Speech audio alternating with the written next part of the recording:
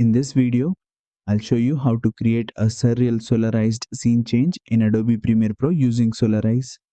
This transition creates a psychedelic color shift between your clips, making the scene change feel surreal, artistic, and visually striking.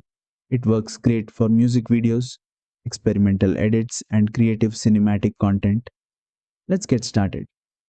First, place your two clips on the timeline and make sure they touch at the cut point where you want the transition. Now go to the effects panel, search for Solarize. Once you find it, drag and drop it between your clips. Now select the transition and open effect controls. Here are the most important settings. Glow amount controls how strong the solarized glow looks. Angle controls the direction of the glow effect. Length controls how far the glow spreads across the frame.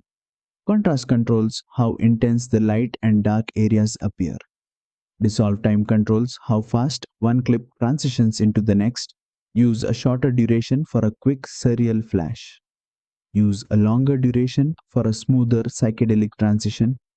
For best results, this effect looks amazing on colorful and high contrast footage. And that's it. That's how you create a surreal solarized scene change in Adobe Premiere Pro. Don't forget to like, share, and subscribe for more Adobe Premiere Pro tutorials.